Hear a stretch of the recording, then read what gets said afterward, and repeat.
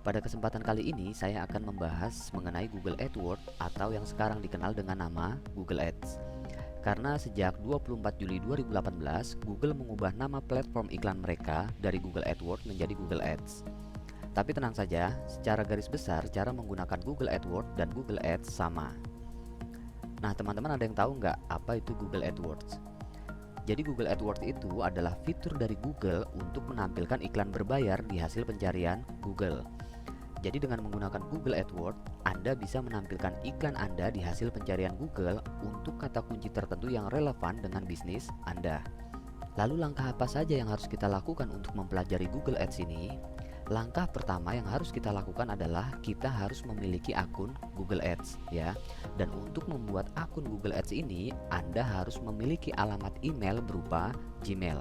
Jadi bagi Anda yang belum memiliki alamat email Gmail ya, Anda bisa daftarkan di URL-nya yaitu gmail.com. Kemudian enter. Nah, di halaman utama pembuatan email Gmail ini, Anda bisa langsung membuat email baru dengan cara klik buat akun ya. Kemudian ikuti instruksi pembuatan akun Gmail selanjutnya. Jika akun email Gmail Anda sudah berhasil terverifikasi oleh Google, maka kita bisa masuk ke tahap selanjutnya, yaitu membuat akun Google AdWords. Bagi Anda yang merasa kesulitan atau bingung dalam pembuatan akun email Gmail ini, silahkan Anda minta bantuan ke instruktur masing-masing kampus. Oke, sekarang kita akan masuk ke tahap kedua, yaitu pembuatan akun Google AdWords. Saya akan buka tab baru di sini. Kemudian Anda bisa kunjungi URL-nya di ads.google.com. Kemudian enter. Nah, pada halaman home Google Ads ini, untuk memulainya silahkan Anda klik tombol Start Now di sebelah sini. Kemudian di halaman ini, Anda diminta untuk memasukkan alamat email Gmail Anda yang sudah didaftarkan.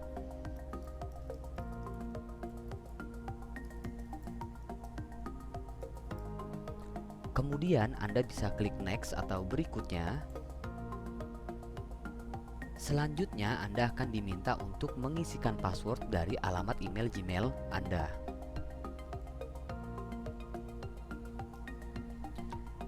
Jika sudah, kita bisa klik next atau berikutnya.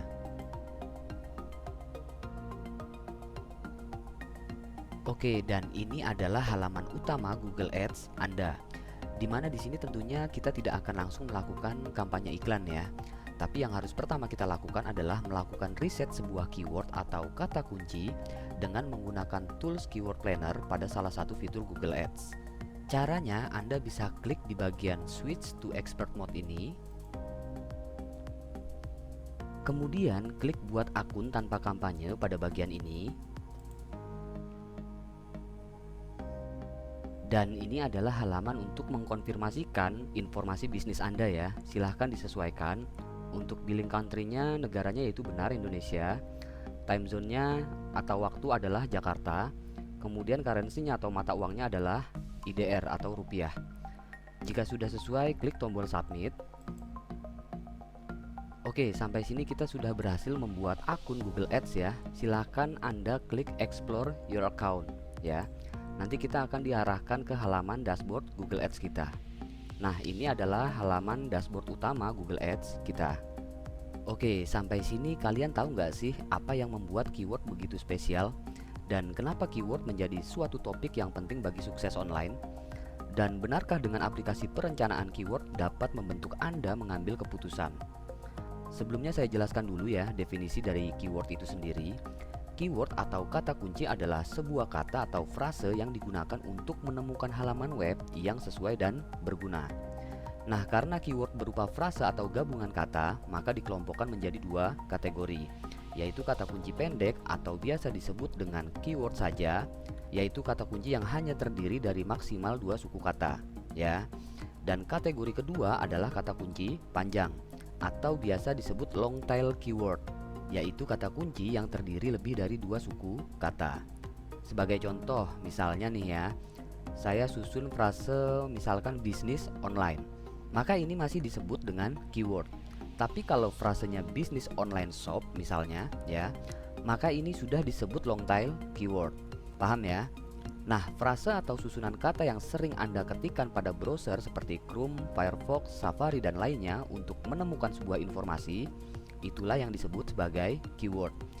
Dan itulah alasan kenapa keyword menjadi spesial. Kalau Anda memahami apa yang akan diketik oleh pelanggan Anda saat melakukan pencarian, berarti Anda selangkah di depan dari para kompetitor Anda. Karena informasi website Anda akan ditampilkan di halaman pertama halaman pencarian mereka. Peluang Anda mengubah pengguna dari sekedar pengunjung menjadi pembeli atau konversi sangatlah besar. Maka dari itu, riset keyword sangatlah penting. Karena itu bisa menentukan kesuksesan online Anda. Nah, untuk riset kata kunci atau keyword, Anda bisa menggunakan Google Suggest, Keyword Planner, dan Google Trend. Nah, sekarang saya mau kasih lihat nih kepada kalian bentuk frase yang menggunakan short keyword atau kata kunci pendek dan long tail keyword atau kata kunci panjang. Saya akan buka tab baru di sini. Kemudian pada bagian ini saya akan masukkan keyword atau kata kuncinya, yaitu aplikasi, dropship, kemudian enter. Seperti yang kalian lihat, di sini akan menampilkan beberapa paragraf informasi di halaman pertamanya. Dan kalian juga bisa lihat di sini ada beberapa paragraf yang terdapat tulisan ad atau iklan pada awal paragraf. Ini adalah paragraf yang memanfaatkan Google Search Network, salah satu fitur dari Google Ads, sebagai sarana mereka beriklan dengan sasaran kata kuncinya yaitu aplikasi dropship. Lalu kalian juga bisa lihat ya pada bagian bawah ini penelusuran yang terkait dengan keyword aplikasi dropship, yaitu kumpulan long tail keyword yang tersusun atau dirangkai oleh search engine. Perhatikan lebih seksama, keyword yang diketik adalah aplikasi dropship, yang kemudian diterjemahkan oleh search engine menjadi dua suku kata, yaitu aplikasi dan dropship, atau diterjemahkan oleh Googlebot sebagai short keyword yang tertulis tanpa dibold pada bagian ini. Kemudian oleh Googlebot ditambahkan suku kata lainnya yang menjadi sebuah long tail keyword yang tertulis secara bold di bagian sini. Nah, mungkin Anda masih ada yang belum tahu ya, apa sih itu Googlebot? Jadi secara definisi, Googlebot berfungsi sebagai robot yang terus merayap, bergerilya, bergentayangan untuk terus-menerus mencari data atau berita atau artikel terbaru berupa halaman website yang up to date. Maksudnya seperti apa Googlebot itu? Nah, gini, anggaplah Anda adalah Googlebot. Tugas Anda adalah mengecek semua website di dunia. Apakah ada situs terbaru yang terdaftar, atau adakah pembaruan atau update dari situs yang lama yang sudah masuk ke dalam database penyimpanan. Kemudian Anda akan masuk ke dalam sebuah situs server dunia yang dimana terdapat nama-nama website atau domain terbaru yang terdaftar. Setelah itu Anda mengunjungi satu persatu websitenya, dan setiap halaman dari semua website itu Anda kunjungi pula. Dan Anda simpan setiap halaman dari semua website itu ke dalam sebuah tempat penyimpanan data. Anggaplah di sini flash disk. Tentunya Anda pun membuat semacam daftar halaman apa saja yang sudah disimpan dan diambil di website mana, waktunya kapan. Setelah Anda melakukan itu semua, maka di hari berikutnya Anda pun melakukan hal yang sama, ditambah dengan mengunjungi situs yang sebelumnya pernah dikunjungi. Anda mengecek apakah ada halaman yang baru. Jika ada, maka Anda langsung kunjungi halaman tersebut dan menyimpannya kembali di dalam database penyimpanan, misalnya flash disk tadi itu ya. Nah, begitulah Googlebot bekerja. Paham ya? Nah, dengan memperhatikan hal tersebut, sebenarnya Anda telah belajar hal berharga, bahwa tanpa tools riset apapun sebenarnya Anda bisa melakukan riset kata kunci dan memanfaatkan search engine yang Anda punya untuk mempersempit ruang lingkup sesuai spesialisasi dari produk atau layanan jasa Anda secara online. Untuk mempermudah pemahaman, misalnya saya akan tambahkan kata reseller di sini. Kemudian kita enter. Maka browser akan menampilkan paragraf yang berbeda. Karena pastinya pada paragraf di salah satu konten website mereka menggunakan kata reseller, sehingga search engine memilih memberikan website-website yang lebih relevan sesuai permintaan pencarian yang memiliki ruang lingkup lebih khusus atau lebih sempit.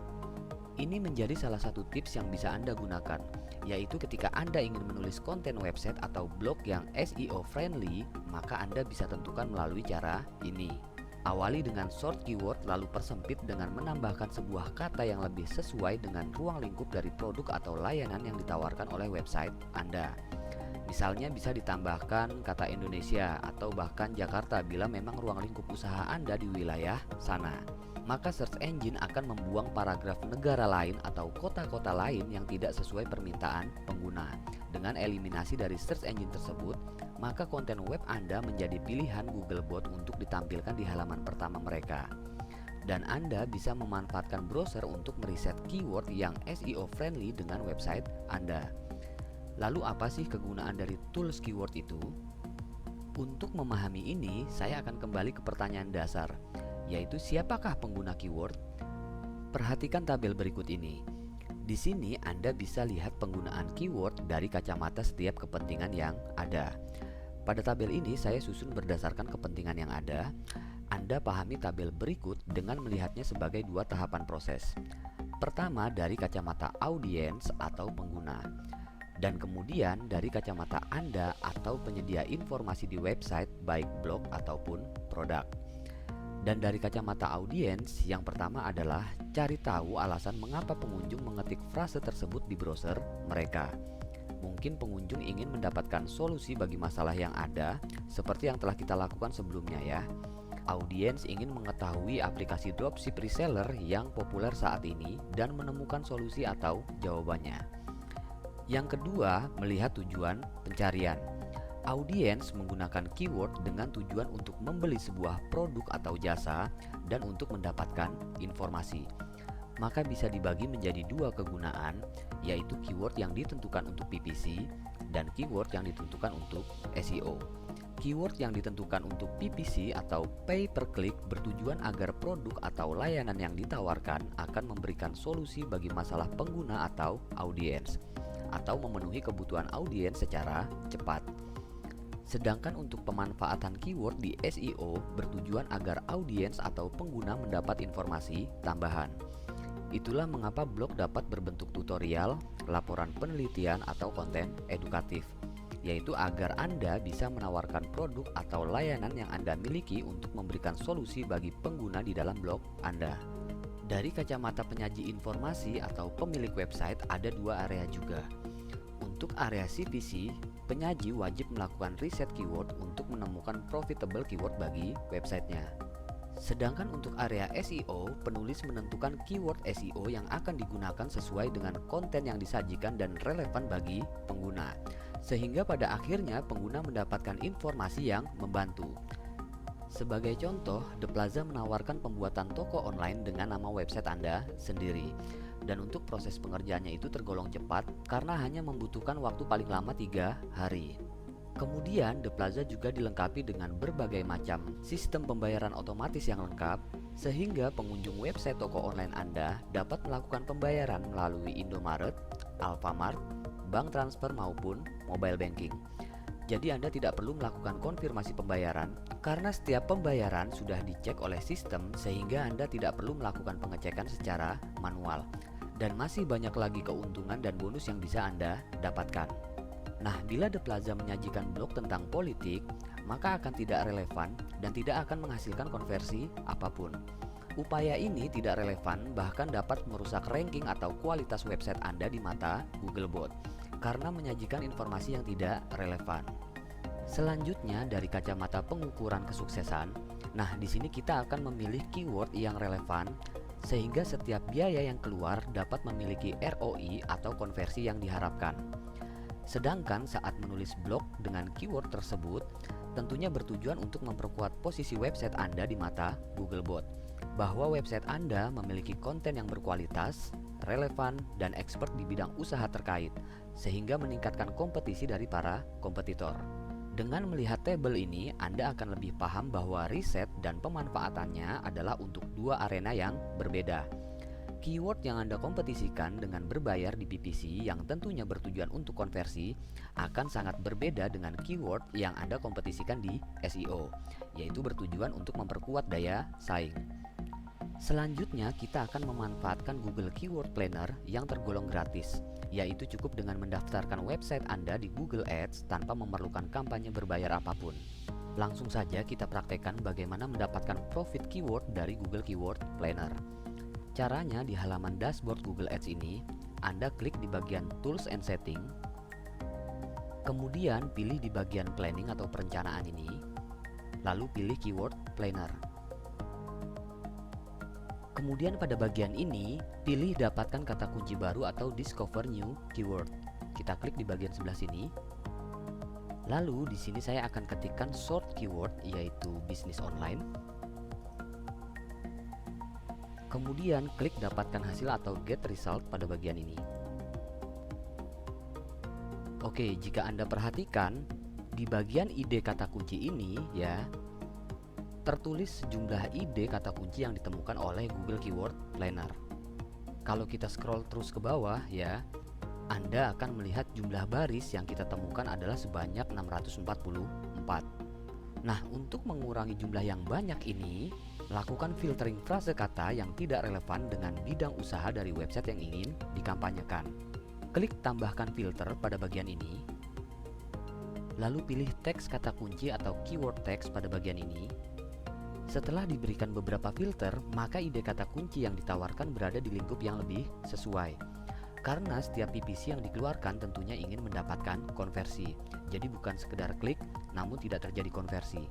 Disinilah seni menentukan keyword menjadi sebuah penentu. Jadi lakukanlah uji coba sehingga Anda mendapatkan keyword PPC yang paling cocok dengan bidang usaha website Anda. Mungkin terkadang kita harus memperluas ide kata kunci yang ada ataupun sebaliknya, menambahkan filter keyword. Jadi Anda harus uji coba sehingga menemukan profit keyword dari website Anda. Misalnya tadi saya kan masukkan keywordnya bisnis online ya. Tentunya saya tidak menawarkan lowongan mengenai bisnis online. Jadi pada bagian ini ya, saya akan mengecualikan kata kunci lowongan dengan memilih does not contain ini. Kemudian pada bagian value-nya ini saya akan masukkan lowongan. Lalu klik bagian apply ya. Tapi sebelum Anda klik bagian ini ya, Anda lihat lagi ya bahwa di sini ada 640 baris ya untuk kata kunci bisnis online. Ketika saya mengecualikan kata kunci lowongan ya, kemudian saya klik apply. Nah, seperti yang Anda lihat ya, sekarang jumlah barisnya menjadi 639. Oke, mungkin sampai di sini dulu untuk pembahasan kita kali ini. Kita akan jumpa lagi di video selanjutnya. Sampai jumpa.